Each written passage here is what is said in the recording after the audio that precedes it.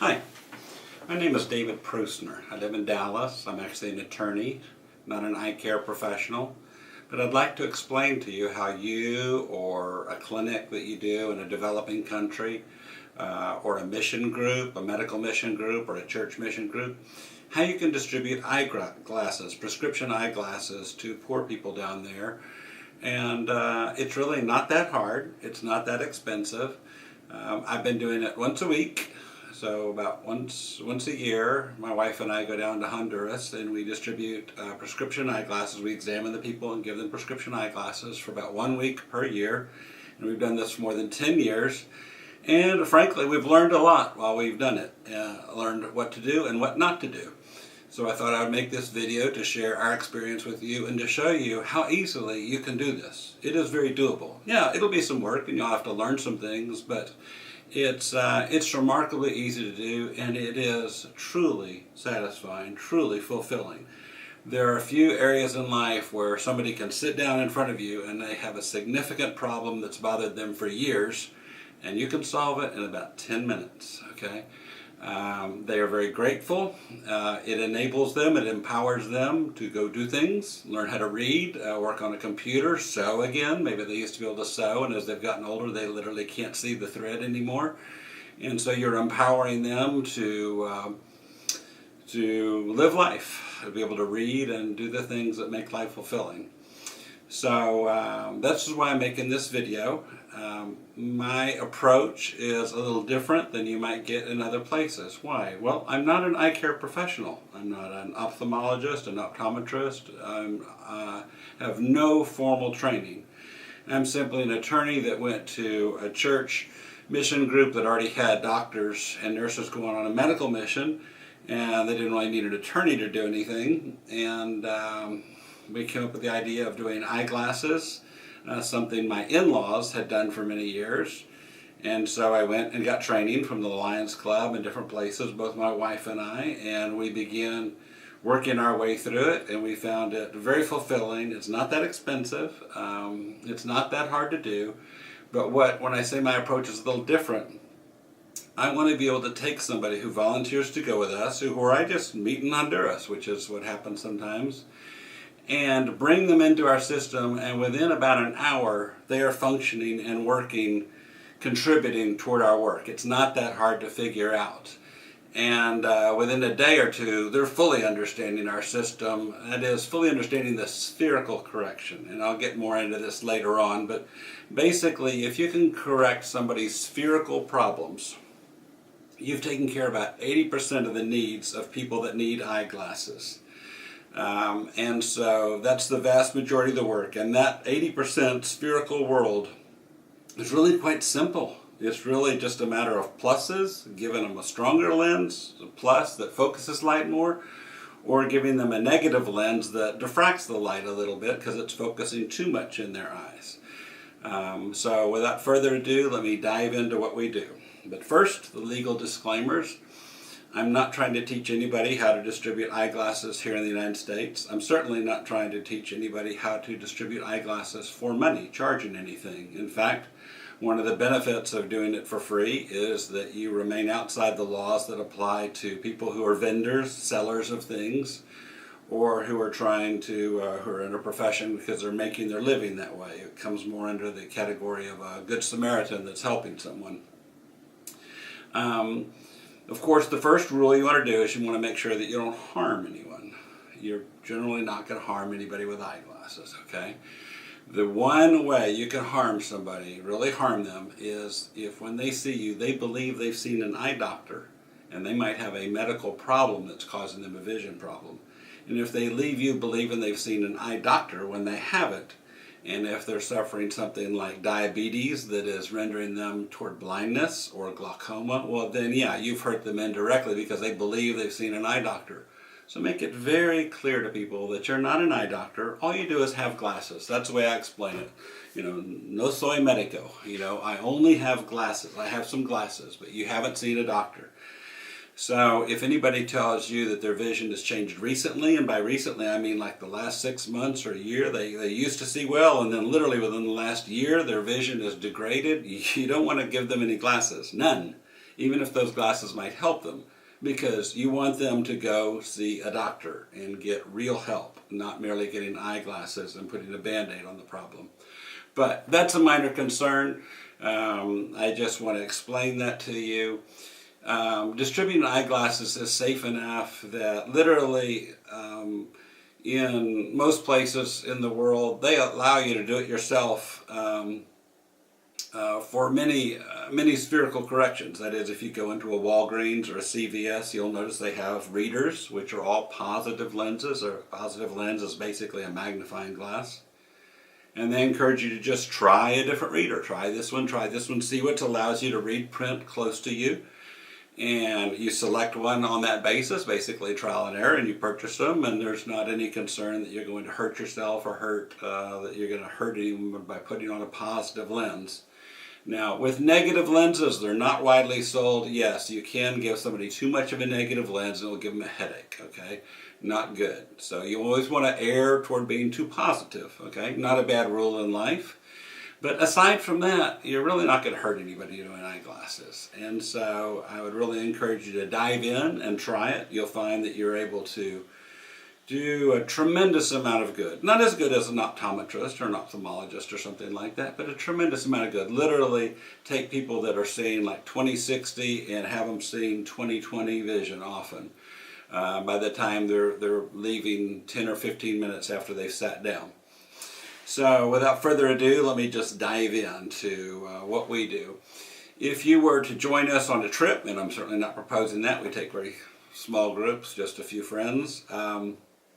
Basically what I would tell you is, great, the cost is not going to be much, but 90% of the cost is simply getting you down there and getting you food and housing. Okay, so if you're wondering how much does all this cost, well, 90% of your cost is just going to be you going on the trip and eating and staying somewhere.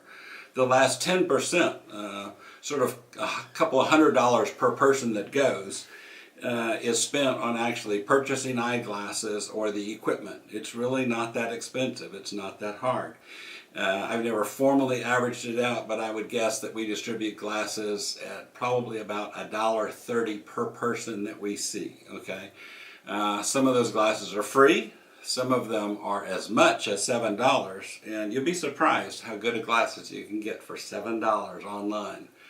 And a lot of them are about $1 a pair for glasses. So literally you can see 200 or 300 people during a week with a team of 2 or 3 people, and you spent all of like $300 or $400 on the glasses. Okay, it's not a hard thing to do.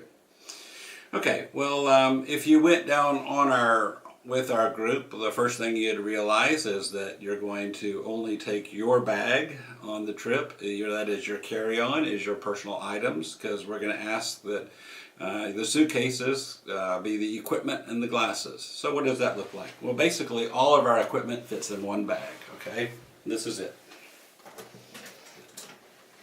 I won't go into the details of it, but literally it's a briefcase full of equipment that does not need electronics, because where we go there's often not electricity. I've never actually distributed eyeglasses in a jungle or in the middle of a forest, but we're often on the edges of those places and they don't have electricity, or they don't have reliable electricity. It might be there and then gone an hour later, be off for the rest of the day. So all of our equipment is non-electronic. It's geared towards simplicity and for laymen operating it. And so you'll see it's quite simple. Sometimes I've actually gone back and found books that are about 100 years old because basically the technology we're using is how people distributed eyeglasses or figured out prescriptions about 100 years ago. Okay, still very good. When we fly down there, we land, we get all of our bags through, and the first thing you notice is that you have to get through customs, okay? And the customs people understandably have questions as to why you're bringing in hundreds of pairs of glasses, okay? Wondering if you're going to resell them. So it's very helpful to have a letter from whoever you're working with, the clinic. When I used to work with the Episcopal Church, the bishop himself would author a letter, and you show this to the customs people. And a lot of these developing countries are used to mission groups, medical mission groups coming down there, and so a letter from your organization, a few credential business cards from that organization, maybe somebody that's meeting you from that organization. This helps you get through customs and bringing it in. What does the letter say? It says that you're not bringing this in to sell it, okay, that it's charitable and you're going to give it away, okay. A word on that, many clinics believe that it's best if a patient pays something because they value the service more. That's certainly true. But as soon as you start charging for seeing a person, you can lose that sort of status of simply being a straight charitable worker because they don't know that this is extremely low cost or that every pair of glasses you're giving out, you're giving away money. If you're charging some amount of money, it may look like you're selling glasses. Okay. So anyway, you get to the airport and we go stay somewhere. We normally stay somewhere reasonably nice. Because in the day we're going to go places that are fairly bad, okay, in the sense that they're fairly rustic and hot and difficult. And at the end of the day we want to relax, okay, so there's usually about 2 or 3 people that go to any particular site. I'd say normally actually 3 or 4 or 5 people that go to a site. And so I'll talk about a setup that has 3 people, okay, that's often my wife and I and another person. And so when we go, we find some place where we can set up safely and indoors. You don't want to do this outdoors in sunlight because literally your eyes, the pupils constrict and you're changing the prescription of your eye and you're squinting out in the sun. So you want some place indoors or at least in the shade. I like to work under shade trees. And you set up, and setting up basically means there's a place for a line. Normally we've published ahead of time that we're going to be there, that is posting a sign like at the local bodega that we're going to be there, or word of mouth. So there's often people waiting and we need some chairs of some sort for them to sit, or maybe they're just standing and waiting in a line. And you set up, and that basically means putting up some of these. Look familiar? Okay, a Snellen eye chart needs to be 20 feet away. We have a little rope that's 20 feet long. We sometimes with thumbtacks put these things into palm trees, into the wall of a building, have tape, and we put 20 feet on the floor, and we have our forms that look like this. And the form is important. I'll try to elaborate more on the form in some version in this video, but from a preliminary basis, you just need to know that the form is meant to help the persons that are doing it, okay? So the intake literally has, instead of just having a place for name, it has su nombre, okay? Because the person is going to ask, perhaps our team person that's working doesn't really speak Spanish very well. They'll ask, you know, what is your name? ¿Cuál es su nombre? Okay? And cuántos años, how many years old they are. And so it asks them, what is the problem they're having? And very generally, this is a sweeping generalization, people have problems seeing either up close or far away or perhaps both, okay? You just want to get an idea about what they believe their problem is. Make sure if you ask them, do you have problems reading, they may be thinking, oh yeah, I can't read the freeway sign. I can't read the sign that's 300 yards away. Well, you're talking about reading up close, or they have problems, seeing things far away. So that's circled on the form, what kind of problems they have. And then that intake person will often take them over to the 20-foot line and have them go through the Snellen eye chart. They cover up one eye. You always do the right eye first. They cover up their left eye without any glasses on, and they read off, and you see how well they did. Maybe they got 20/60, 20/80 in that right eye. You switch over, they do the left eye, you get the result there. When you're doing testing, you're always testing each eye individually, okay? That's simply because people will tend to rely too much on their dominant eye and report what they're seeing, and you really need to get a direction from both eyes rather than just their dominant eye. So they write that down, and perhaps they're 20/20, and you're wondering, well, oh yeah, okay, it says on the form that you really just have problems circulier, reading up close, okay? So this is very simple. That person can go straight over to the person who has the glasses, okay? So I'm now up to 2 people, okay? One person did the intake, and one person on the team actually dispenses the glasses. And the person that's dispensing the glasses takes the form, knows their name, knows how old they are, realizes that they just need reading glasses, and then it's literally just a matter of the same thing you do at CVS or Walgreens. That is, you have some various reading glasses, you try them on, you get the strength, then we get one out of the box. It's actually a good looking pair to give to them, and they're through. You see how simple that is? Okay, all the reading glasses are plus. If you have problems reading up close and your vision is otherwise fine, you need a plus lens. And so it's a very simple correction. Now, it may be so simple you're not sure how much you've helped that person. I can't tell you how much you've helped that person. That sort of person is somebody who probably used to see fine until they got older, and now they can no longer sew, they can no longer read the back of a medicine bottle, kind of important. They can no longer do the basic things they need to do, a fisherman tying knots or whatever, and they can be incapacitated, and you give them a pair of reading glasses. Could they purchase a pair of reading glasses? Yeah.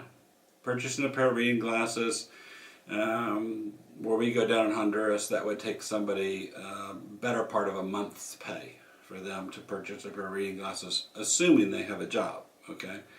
To get a full pair of glasses like you and I wear would probably be 3 or 4 months worth of they devoting all of their income, assuming they have a job, and then they could purchase a pair of eyeglasses. So when it costs you only $1 or less to get them a pair of reading glasses, it's a pretty good work. Okay, so that person is through. So the person who's dispensing the glasses fills out the form in terms of what was dispensed. It's kind of important because at the end of the trip, you look at all your forms and what you did. And it's